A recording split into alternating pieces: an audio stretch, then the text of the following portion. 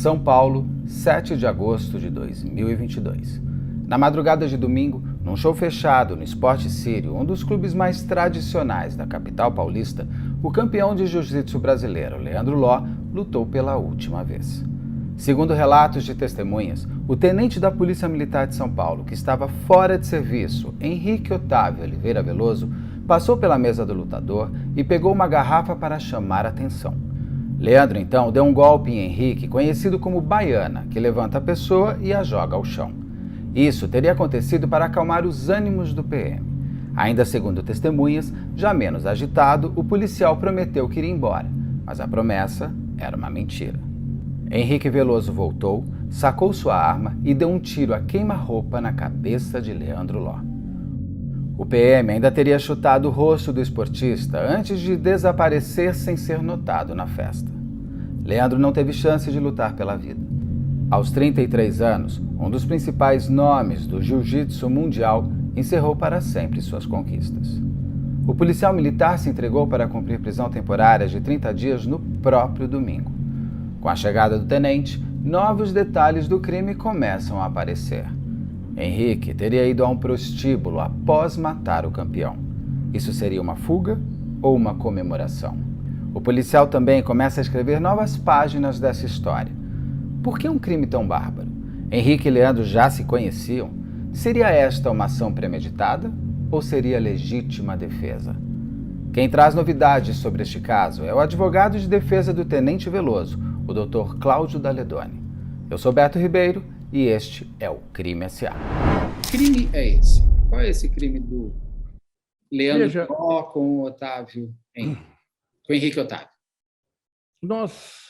Eu tenho que analisar sob o ponto de vista da criminologia, né?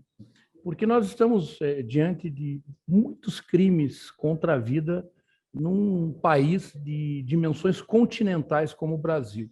Eu não posso analisar somente sob o ponto de vista do defensor, daquele que defende quem, eventualmente, acabou sujando as mãos de sangue. Eu tenho obrigação, já nesses quase 30 anos de defesa no Tribunal do Júri, de também fazer uma análise sob o ponto de vista da criminologia. E o que a criminologia diz? Nós estamos diante de um fenômeno criminógeno. Nós tínhamos isso na década de 90.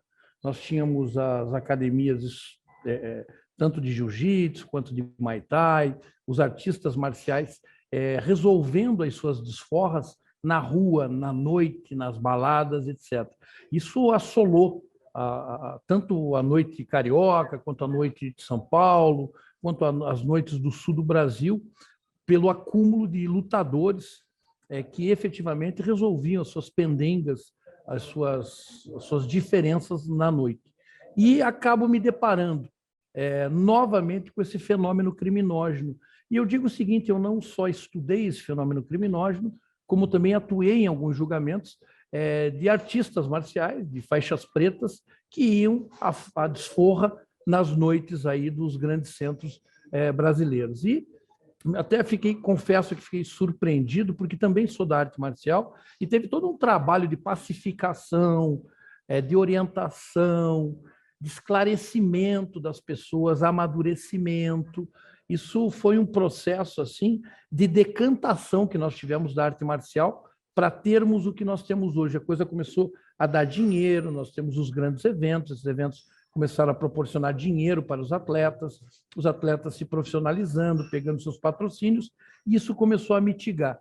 Eis que agora, 2022, nos deparamos com um contexto desse. E é um contexto, infelizmente, é um contexto que a todos deixa entristecido, não só a família enlutada, né, as condolências sempre por parte da defesa da família enlutada, mas também de um jovem de 30 anos de idade, oficial da PM, formado em Direito, formado em Educação Física, instrutor de defesa pessoal da PM de São Paulo, um sujeito que, cheio de bons projetos de vida, acabou sendo envolvido, tragado por esse infortúnio, e também está sendo velado em vida, ele está preso ali, né?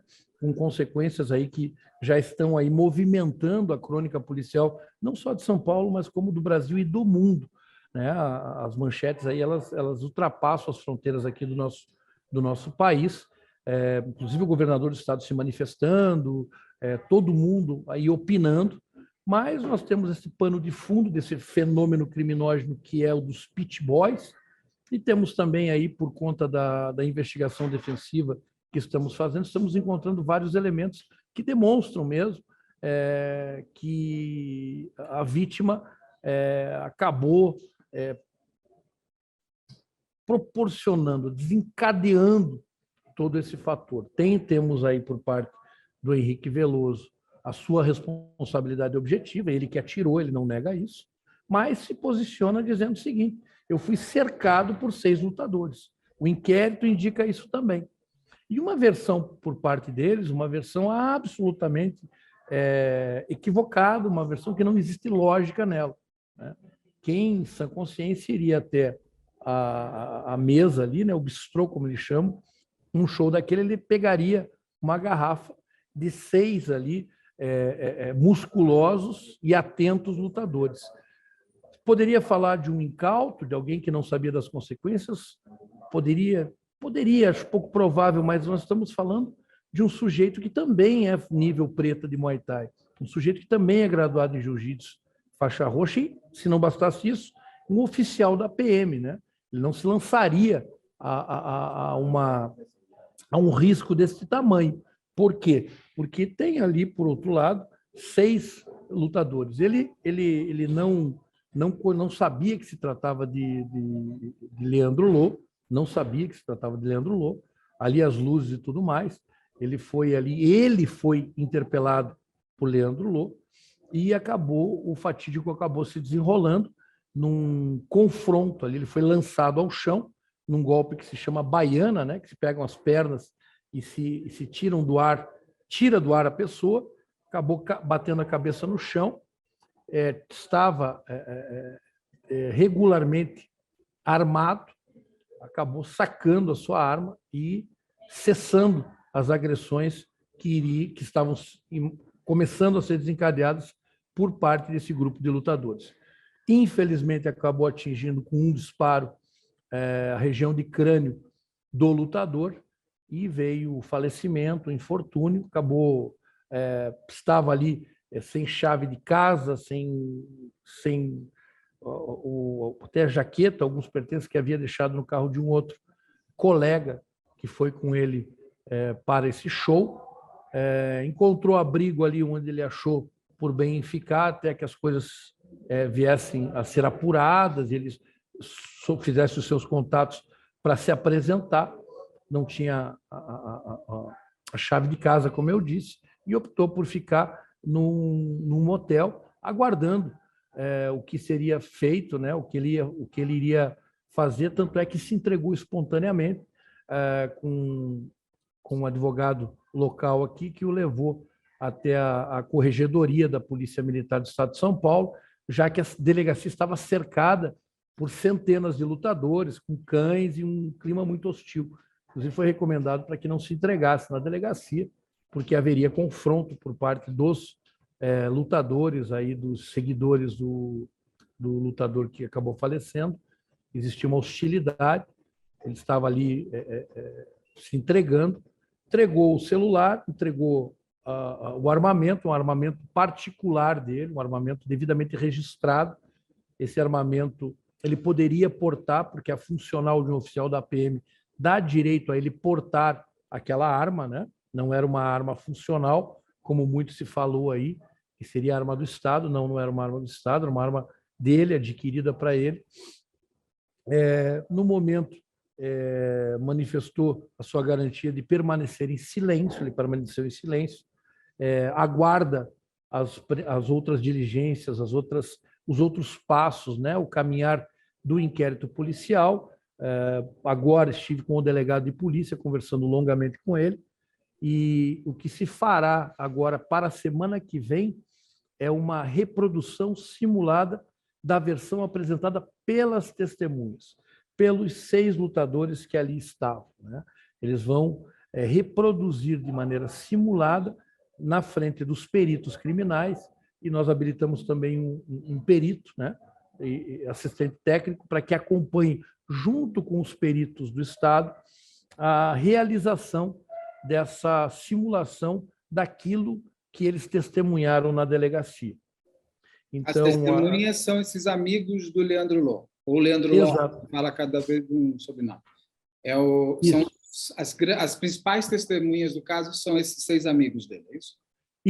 Isso. Na verdade, são 5, né? Sim, eu falo em 6 porque ele seria o 6º componente do grupo, e essas são as pessoas que irão ali reproduzir os seus testemunhos para que isso dê uma clara evidência tanto para o acusado, o Henrique, que ele possa se defender, quanto para o delegado de polícia, para ver qual caminho ele vai tomar a nível de indiciamento, né, de adequação jurídica para o caso, e também para o promotor de justiça, que é o destinatário desse apuratório, para ele oferecer uma denúncia criminal, para que comece uma investigação judicial para ver se tudo que foi produzido no inquérito ele consiga se confirmar a fim de alcançar indícios de autoria e prova da materialidade.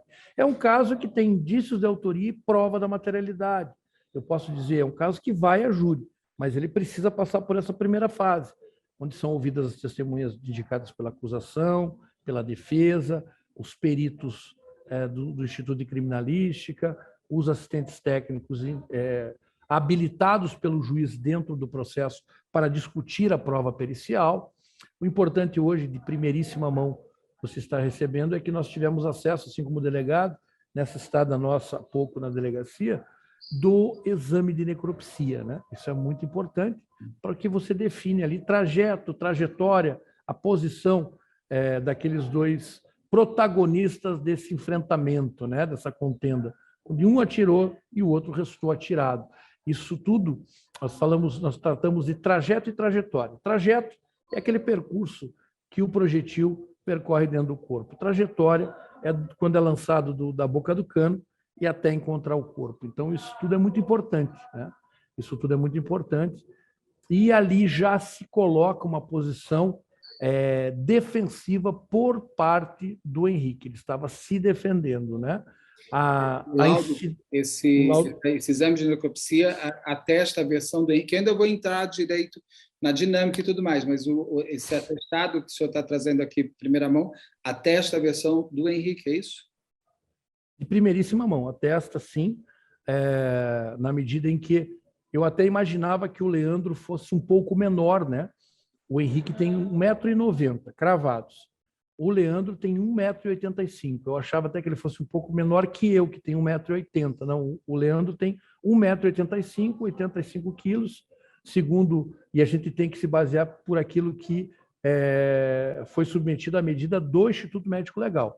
1,85 m, 85 quilos, e é muito parecida, compatível a altura com o Henrique, né? O Henrique é um homem alto, e isso tudo é importante para nós definirmos a dinâmica, porque a testemunha ela é muito... não dá para você se apoiar muito no testemunho, né? Nas testemunhas, a testemunha que estavam ali, porque elas são comprometidas com a causa, né? Então, às vezes, uma impressão que um teve, outro também não teve, o quanto tomou de álcool. Essa prova testemunhal, ela tem que ser confirmada, ela tem que ser sopesada com os outros meios de prova.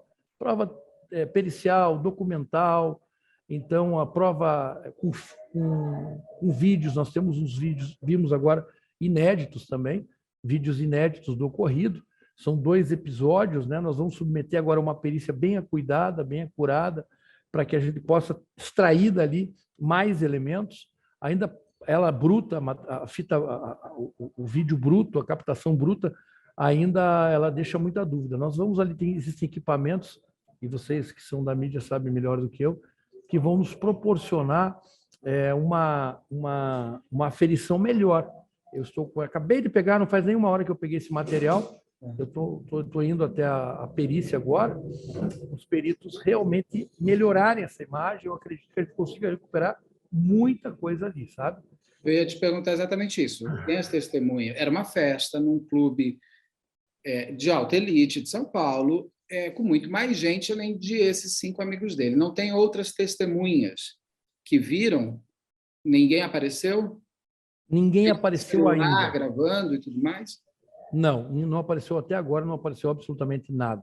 O que nós temos ali, eu até analisando imagens, eu vi que os camarotes são muito próximos. E eu até tinha essa esperança de que as pessoas que estavam no camarote um pouquinho mais elevado pudessem ter visto, ou às vezes até gravado, né?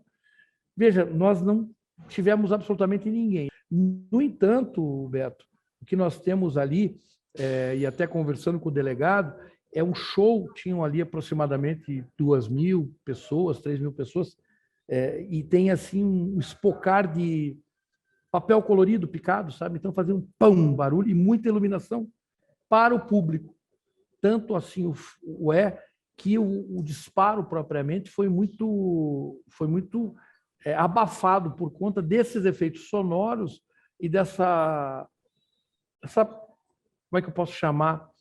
Desses efeitos... Barulho, porque você está dentro de uma festa, tem muito barulho, tem gente falando, tem show... Isso, mas para além disso, você tem ainda esse canhão estourando ali, esse papel picado, Então, essa performance, por assim dizer, ali, do show propriamente, ela prejudica. No entanto, eu ainda tenho a esperança de que, melhorando aquela imagem, nós possamos aí trazer mais evidências ao ocorrido. Esses vídeos que o senhor fala são câmeras do próprio clube. Câmeras do próprio clube com uma boa qualidade. Entretanto, o ajuntamento de pessoas e esses efeitos sonoros e de luzes, né, de luzes e de som, prejudicam um pouco. Mas ali você consegue ter 2 episódios, assim, né, que ainda tem que ser analisados, investigados. Existem 2 episódios, assim, com 30 segundos, mais ou menos, de intervalo. Então, a gente tem que ver o que é aquilo. É o começo da confusão, é o final da confusão, a confusão se deu antes e depois, o que aconteceu? Eles viram o Henrique e foram em cima. Por quê? Porque existe uma notícia ainda que não foi colocada no inquérito policial, mas existe uma voz, né? A voz das ruas dizendo que o Leandro Lô foi cobrar satisfações dele, do Henrique, justamente porque o Henrique havia separado uma confusão em uma outra ocasião deste ano, numa outra casa noturna, onde o Leandro Lô, junto com companheiros de luta, estavam brigando, batendo em pessoas. Ele teria, na condição de policial também, apaziguado isso. Isso teria ficado aí na cabeça do Leandro, que teria ido à desforra com ele naquele momento, e, infelizmente, essa tragédia aconteceu. Ele levando esse golpe. Os vídeos mostram o quê? O que você pode me descrever deles? Os vídeos, assim, prima facie, dessa maneira bruta, que necessita ser periciada e investigada melhor, para o delegado que ele me passou, que são 2 episódios, assim, 2 movimentações com intervalo de 30 segundos. Então, assim, não dá para saber se é o início da briga e o final da briga, não dá para cravar isso. Também não dá para dizer. Pode-se imaginar que seja o seguinte, enxergaram o sujeito e foram até ele e ali se desenrolou. Então, necessita de uma melhor investigação pericial mesmo nisso, por conta de efeitos ali que não te permitem, assim, a visão desarmada, vamos dizer assim, né? Você concluir. Era um camarote, eles estavam dentro de um camarote, é isso? Não. Estava na pista. Deixa eu tentar reconstruir para você. Tá. Imagina o palco, um palco de show, um show grande, e ao lado, eles estavam na frente do camarote, na frente do palco mesmo, mas na plateia ali, sabe? Eles, o Leandro Ló junto com os amigos. O Leandro Ló junto com os amigos, com uma mesa, né? E o Henrique... no meio do show, e o Henrique estava ali também, né? Nessa multidão, de frente ali para o cantor, de frente para o palco, de frente para o cantor, o grupo do Leandro e o Henrique sozinho, que estava ali assistindo o show. É isso que mostram as imagens, quer dizer, se mais ou menos diz, estava aqui e esse aqui, né? Doutor, o senhor me fala que o Henrique teria separado uma briga do Leandro, ou seja, eles já se conheciam. Eles se conheciam, veja, o Henrique, o que ele traz? Ele conhecia o Leandro Lô de nome, uma pessoa com repercussão aí pelos feitos dele dentro do jiu-jitsu, né? Mas não tinha amizade, não tinha contato, não tinha absolutamente nada. E as coisas, e isso daí é uma constatação minha, diante de tudo que tem chego a esse apuratório, de que ele acabou separando uma briga, e ele confirma isso, do Leandro Lô, que eles estavam ali em superioridade numérica e tecnicamente superiores, batendo em algumas pessoas em uma casa noturna aqui de São Paulo. Isso ele foi um dia, num outro lugar. Um fato pretérito, mas esse ano ainda, né? Esse ano ainda. E essas pessoas que apanharam desse grupo apareceram? Elas ainda não apareceram, né? Elas ainda não apareceram. Existem também relatos aí de confusões do Leandro Lô em outras casas noturnas. Existe até uma fotografia de um rapaz que ele teria agredido bem com o rosto ali bem machucado, ali bem visivelmente espancado, em uma conversa de WhatsApp. Então, nós estamos também levando isso ao delegado de polícia, né? Nesse primeiro momento, nós queremos, como requeremos ali dentro do inquérito policial, os exames, absolutamente todos os exames possíveis na amostra de sangue que restou ali dele para ser analisada. Uma coisa que causou estranheza também é que, diante dessa exigência da defesa de que sejam todos os princípios ativos de todo tipo de tóxico e todo tipo de medicação sejam constatados e trazidos aos autos, é uma manifestação dos advogados da família, que querem sigilo absoluto do inquérito. Fizeram esse requerimento ao delegado de polícia, endereçaram ao juiz e ao promotor requerimentos pedindo sigilo absoluto. Eles não querem mais que toque no assunto. O que me gerou muita estranheza, né? Geralmente quem pede o segredo é a defesa, né? Olha, geralmente quem pede mais é o réu, vamos dizer assim. É o acusado que ele faz, e eu tive por parte do Henrique, ele disse, olha, eu estou vivendo uma grande crise, né? Os fatos se deram de uma maneira defensiva, eu preciso que esses fatos sejam melhor explicitados, investigados. Agora, as coisas não aconteceram como eles estão dizendo.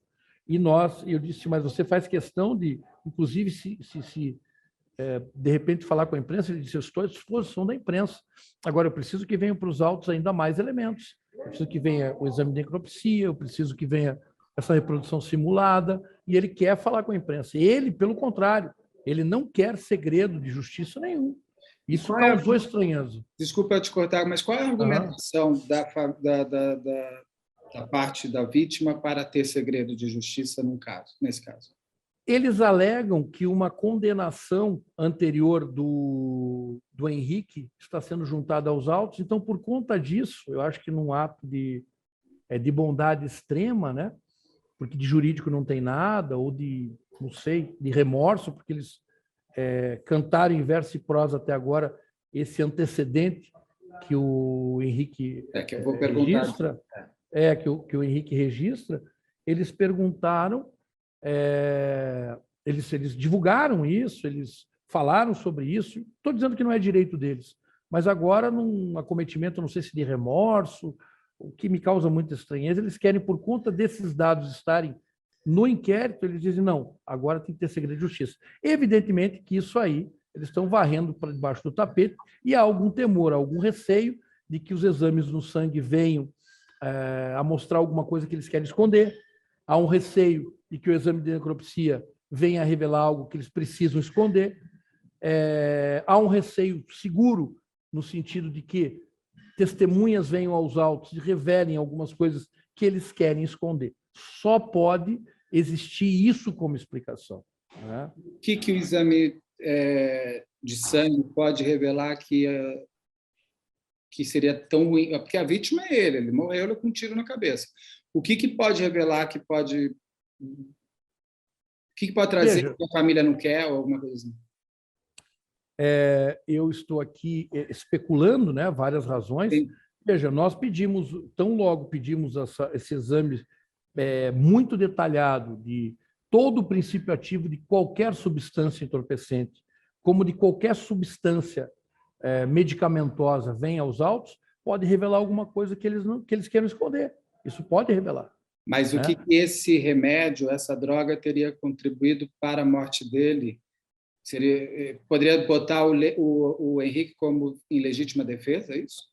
Não, você tem que analisar sempre o seguinte: quando você tem um crime de morte, um crime de sangue, um homicídio, isso vai ser julgado pelo povo. O tribunal do júri é que vai julgar.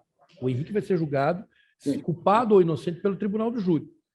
Há uma prévia condenação pelo tribunal da imprensa nesse momento. E o que acontece? Nós temos que também gerenciar essa crise do Henrique perante a imprensa, dizendo que todas essas alegações que faz o grupo de Leandro Ló são mentirosas, são divorciadas da verdade, e que existem fatos pretéritos que traçam tanto o perfil do Henrique quanto o perfil do Leandro Ló. E essas questões, elas são extraídas dos mais variados, das mais variadas vertentes. Então, você pode ter isso em provas testemunhais, você pode ter isso em discussões em grupos de aplicativos de mensagens, você pode ter essa questão também aí extraída de redes sociais, comportamento tanto do agressor quanto do agredido, né? Dos protagonistas, dos personagens de um evento como esse, que resultou a morte, são importantíssimos. Então, nesse momento, o que as partes que operam o direito, tanto o advogado de defesa quanto o advogado que vai funcionar na acusação, eles esgrimam, há um verdadeiro jogo processual, no sentido técnico, né? Se você consegue me entender, no sentido técnico da palavra. Nós estamos demonstrando, eles estão buscando e demonstrando fatos anteriores que traçam o perfil do Henrique. A defesa, por sua vez, também, na paridade de armas, vai trazer elementos que também vão traçar o perfil do Leandro. Esse é o jogo processual, né? Na teoria dos jogos, como alguns autores definem, esse é um dos momentos que se estabelece essa esgrima entre acusação e defesa. O senhor me contou aqui que o Leandro ele já teria passagens de bater em pessoas em outros lugares. Existem boletins de ocorrência de agressão contra o Leandro? Existem boletins de ocorrência de envolvimento dele em brigas. E existem testemunhos de pessoas dizendo que ele era useiro e vezeiro no costume aí de se envolver em confusões à noite, tirando camiseta na balada. Mas tirar a camiseta na balada, doutor, todo mundo já virou costume. Não, eu acho legal, eu acho legal. Eu não acho nem legal nem triste, só dizendo que assim, tem muita gente que tira a camiseta. Tira a camiseta na balada, promovia confusões, são relatos que nós temos e estamos trazendo isso em uma investigação para colocar nos autos, né? Então, assim, nós não temos uma flor de candura do lado do Leandro, né? Nós não temos um anjo que estava ali distribuindo verdades bíblicas naquele momento. Um sujeito que foi para cima de um outro homem, que derrubou que agrediu esse outro homem, e esse outro homem, além de ter o direito natural de se defender, ele era policial. Então, ele foi vítima de um crime, porque ele foi agredido, e isso é crime na legislação brasileira, e ele reagiu enquanto homem e, mais ainda, ele reagiu enquanto policial. O Leandro Ló, naquele momento, estava em flagrante delito, quando dá um golpe violento, né, um golpe que poderia levar ele, inclusive, à morte. Isso no dizer dos próprios componentes da equipe do Leandro. Tem aí, nós temos vídeos aí dizendo que um golpe do Leandro em uma pessoa poderia levar essa pessoa a óbito em segundos. Então, ele estava ali também na condição de policial e reagiu, cessou uma agressão, houve ali uma defesa pessoal no meio imediato que ele tinha, era aquele meio imediato, arma de fogo, isso vai ser discutido. Então, o que assim, a gente tem que tomar muito cuidado é que não existem nem anjos e nem demônios nessa história. Há todo um apuratório que deve ser respeitado. Mas existe uma pessoa que morreu e uma outra que atirou. Claro. Uma pergunta, esses boletins de ocorrência contra o Leandro, eles foram até o final? Ele foi julgado, ele foi condenado ou eles morreram? Os boletins Veja, nós estamos investigando não só boletins de ocorrência, como ocorrências que não geraram boletins, mas existiram. Né? É que se você desculpa, se o senhor tem um boletim de ocorrência, tem uma prova ainda mais cabal ainda do que da agressão, né?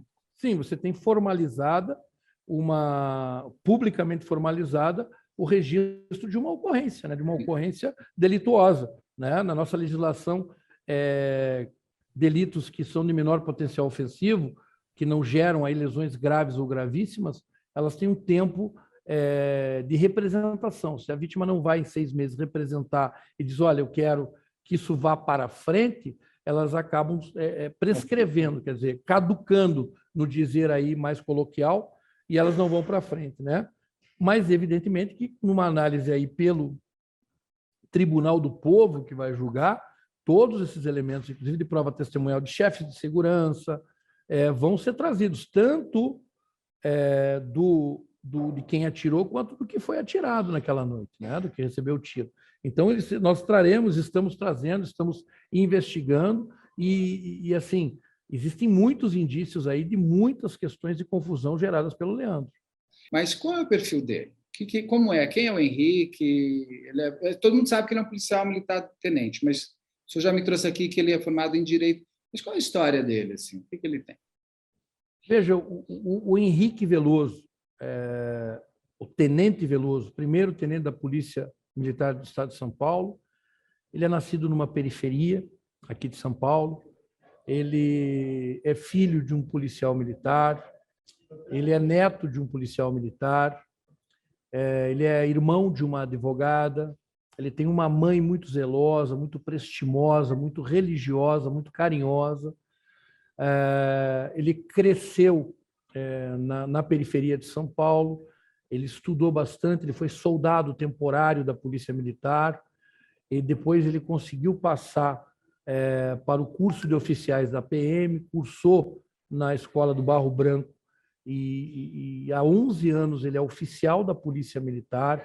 Dentro da Polícia Militar, ele fez o curso de Direito e na sequência, também fez o curso de Educação Física.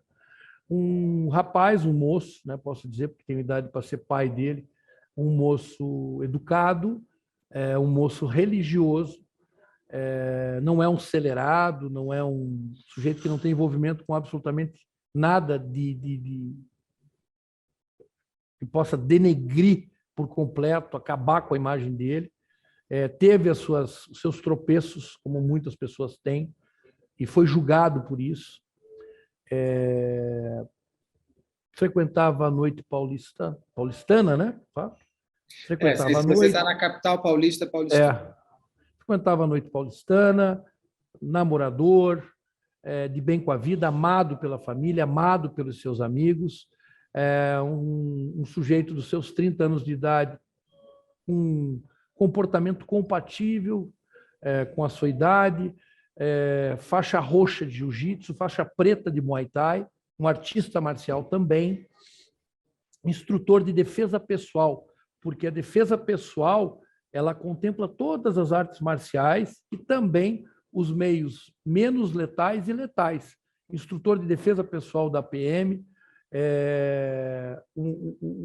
o que originou, o idealizador e implementador de defesa pessoal para as policiais femininas, para as mulheres agredidas, um sujeito que sempre defendeu a sociedade e que ama a vida, e que acabou defendendo a sua própria vida, primeiro, de uma forma instintiva, como qualquer um reage, e segundo, cumprindo o seu dever, a sua obrigação, porque foi vítima de um crime. E o crime foi um golpe violentíssimo e a iminência dele ser brutalmente espancado, e inclusive ter sua arma tomada naquilo que ele, infelizmente, teve que enfrentar numa dessas encruzilhadas que a vida prega nas pessoas e que só o nosso Pai Todo-Poderoso pode explicar.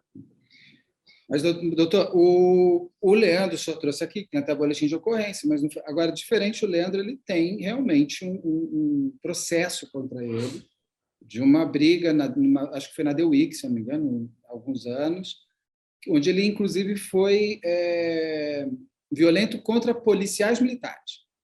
Isso foi um caso totalmente isolado ou como que a polícia militar fala dele? Ele tem isso realmente ele foi condenado, não foi? Ele ficou aí 6 meses. São aquelas detenções policiais de polícia militar que você não vai preso, mas ele foi. Ele tem realmente essa mácula ali no perfil dele. Ele tem um perfil de violência. Veja, ele tem, e ele teve esse episódio na vida dele, mas ele não é um habitué de uma cena criminosa. Ele não é um sujeito que sai à noite para espancar pessoas. O fato é que ele estava com o primo dele na The Week e o primo dele começou a ser espancado e ele foi em defesa do primo. Teve uma desinteligência com policiais que foram atender a ocorrência e foi submetido ali a um enfrentamento com os policiais, se apresentou, foi indiciado em inquérito policial militar, teve uma ação penal contra ele e ele foi absolvido pelo Tribunal de Justiça Militar. Ele foi absolvido e houve uma reversão disso em segunda instância. Houve uma reversão e ele acabou sendo condenado a um apenamento de meses, né? E essa pena foi convertida. Essa pena sendo convertida, ele estava executando esse apenamento. Que não fazia com que ele foi, inclusive, absolvido no Conselho de Justificação, não foi aberto o Conselho de Justificação, que é para ele permanecer ou não nas fileiras da Polícia Militar. Então, o que ele fez, ele está pagando. O que ele fez, ele assumiu e está pagando. Ele não era um sujeito que fazia, aprontava, e a Polícia Militar passou a mão na cabeça, e as pessoas passavam a mão na cabeça, e ele fazia numa noite isso, na outra noite aquilo. Não, muito pelo contrário. Nós estamos preparando aí um apuratório, ouvindo os donos das casas noturnas aí de São Paulo, que ele frequentava, para testar efetivamente qual era a conduta dele. Mas em tudo isso, o senhor está me falando, então, dentro da linha da defesa do Henrique, o Henrique teria sido provocado a fazer isso. O Henrique foi. Todas essas, seja a legítima defesa, tudo isso que o senhor falou agora, essa parte de violenta emoção. Então, assim, o doutor, ele deu um tiro. Né? Ele sabe, policial. Um tiro é um tiro. Qual é a dinâmica? O que aconteceu na visão do Henrique? Porque o que se colocou muito na mídia, na imprensa, é que o Henrique teria ido até a mesa do Leandro Ló, pegado uma garrafa. Eu nunca entendi isso, porque assim, porque isso destrói, inclusive, uma briga.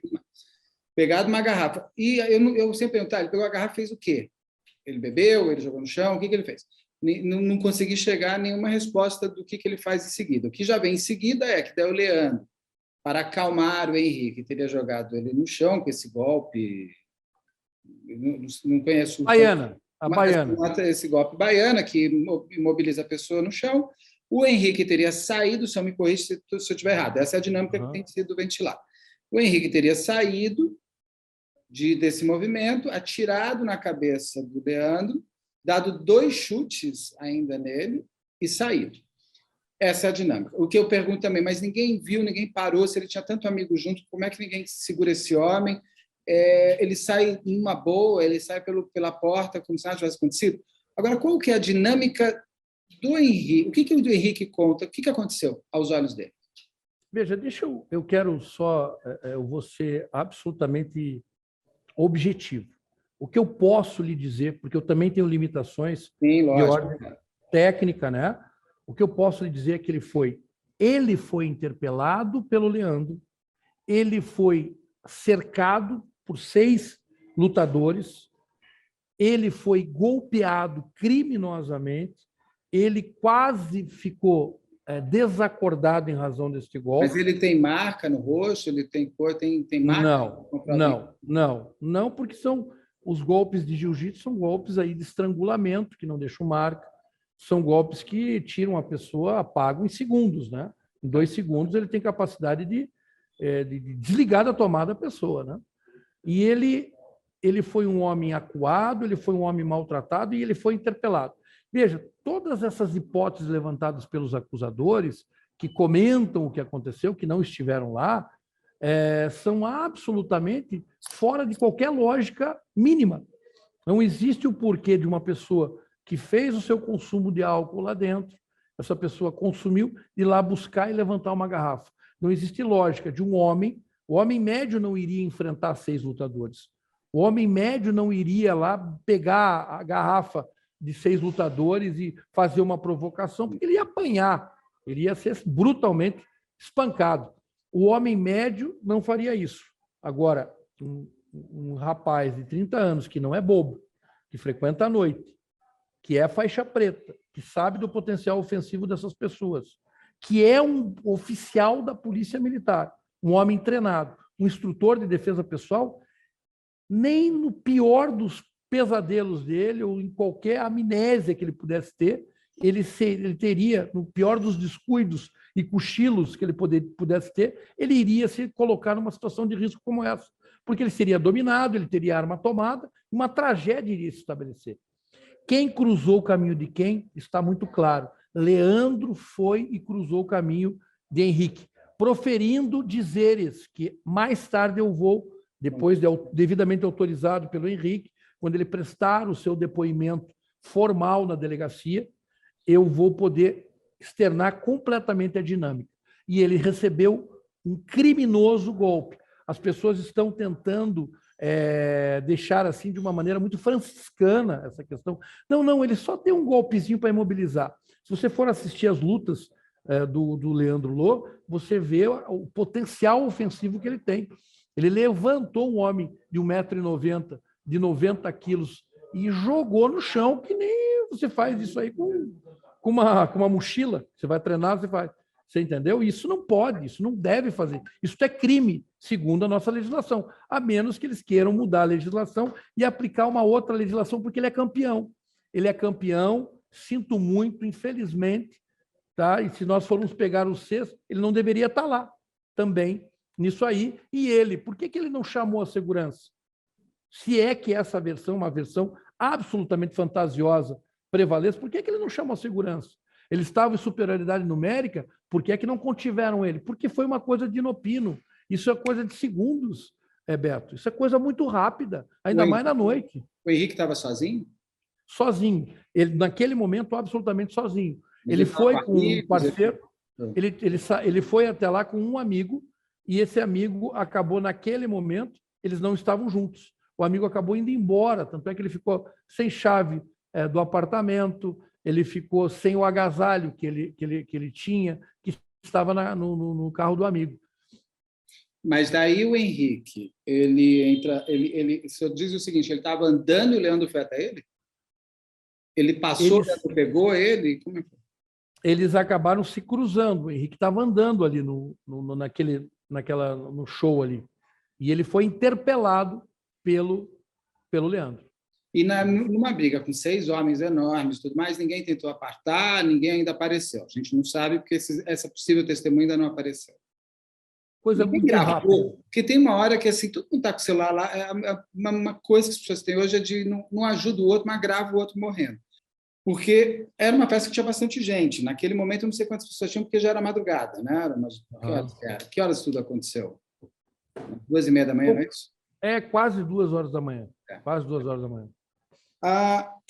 O senhor falou que vai ter uma reconstituição. A versão do Henrique também vai ser colocada à prova? Não, nesse primeiro momento, o que vai se reproduzir é a versão apresentada pelas testemunhas. Tá. Essa versão apresentada pelas testemunhas ela vai ser reproduzida de maneira simulada. Após isso, o Henrique vai ser ouvido e o Henrique faz questão de também se submeter à reprodução simulada dos fatos. O senhor me conta que ele tomou um golpe, que é um golpe que a pessoa até desfalece e tudo mais. Se eu tomar um golpe, vou falar particularmente, se eu tomar um golpe desse, eu não levanto. E se eu não desfalecer, vai demorar para levantar. Eu acho que isso é humano. O Henrique ele foi quase desfalecido, mas consegue levantar e dar um tiro? E tira. Sim, ele é um homem treinado. Rápido e imediatamente ele pensou no revólver. Ele foi vítima de um crime, ele tem os seus instintos naturais, todo ser humano tem, e acresça-se a isso que ele é um homem treinado. Sim. Ele é um homem treinado. assim como o Leandro Ló é treinado e foi campeão, ele também é um homem treinado, ele é pertencente a uma força pública, uma força do Estado. Ele é um homem treinado. E ele deu esses 2 chutes depois de atirar? Não deu. Ele dá o tiro e vai embora. Nenhum desses amigos do Leandro pega ele? Ninguém percebeu? Eu não entendo isso. Ele dá o tiro e vai embora. Ninguém tenta pegar ele. Falar, Beto, não, sai daqui. essas coisas... Beto, eu tenho que perguntar, só respondo se puder. Essas coisas, o que eu posso é trabalhar com aquelas defesas que já fiz e com o que eu já conheci de noitada, de balada, o que eu conheço de arte marcial. Eu, há 30 anos, sou nível preta de Muay Thai pela Academia Chute Box, e que eu entendo também de arma, eu sou atirador. Essas coisas acontecem muito rápido.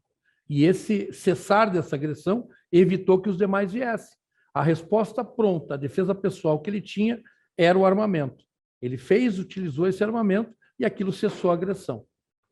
Justamente esse efeito é que ele precisava para não ser assassinado, brutalmente espancado, ter a sua arma tomada, e uma tragédia ainda maior do que essa poderia ter ocorrido. Ele faz uso daquele meio que ele dispunha no momento. Ele cessa a ação daquele grupo contra ele. E aí ele vai embora. E ele vai embora? Ele vai embora como? Ele estava sem chave, sem nada, mas ele estava... Para onde ele vai? O que ele faz? Ele pega e acaba optando por ficar num local onde ele preparou ali a maneira com que ele ia se entregar. Fez contato com uma das grandes bancas de advogados criminalistas aqui da capital de São Paulo e fez contato com a corregedoria e, tomando o pé do que havia ocorrido, esperou os ânimos ali se acalmarem, pelo menos em uma janela de tempo e de oportunidade, onde ele teve, inclusive, que recuar lá do distrito da área, porque não havia condições, o clima era muito hostil, e ele acaba, então, indo à corregedoria e se entregando. Ele ficou num motel, nesse motel, e, veja, uma pessoa que ele estava ali, as reações humanas, elas são das mais variadas possíveis. Não existe um modelo, não existe um procedimento. As reações humanas diante de algo tão grave, que foi esse encontro fatídico que resultou no disparo e na morte de uma outra pessoa, ela faz gerar no ser humano as mais variadas formas de desencadeamento posterior, consequentes, né? Então, as pessoas podem pegar e imaginar, ele é o pior homem do mundo porque ele foi até um motel. Ele não estava sem a chave de casa, isso já foi provado muito antes dessas imagens virem ao ar. Ele foi a um motel. Ele foi a um motel acompanhado por uma acompanhante, uma profissional, e lá aguardou e se preparou para se entregar. Foi isso que aconteceu. Não pegaram ele em flagrante, não fizeram nada disso. Não foram atrás. Ele foi para um motel, né? Ele foi para um prostíbulo. E depois para um motel. Famoso em São Paulo. Sim, mas isso é crime? Não é. Não é, mas é que existe uma coisa, você matou uma pessoa. Independente se você...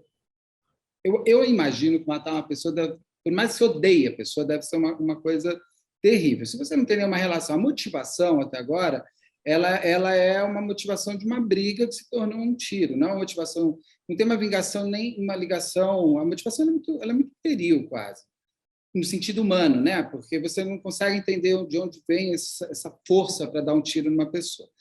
Aí você vai, é mais ou menos como o Guilherme de Pádua, que disse que depois de matar a Daniela Pérez, chegou e se masturbou no banheiro. É uma coisa muito... O sexo e a morte são elementos muito fortes para você conseguir. Aí eu vou ter que pensar com a minha cabeça, olhando assim, parece uma comemoração? Não parece uma comemoração. Infelizmente, a mente humana, o ideário, as reações após um fato tão grave. Um fato grave, eu não digo só do disparo, eu digo desse crime que ele foi vítima e que acabou fazendo como consequência um disparo e uma morte.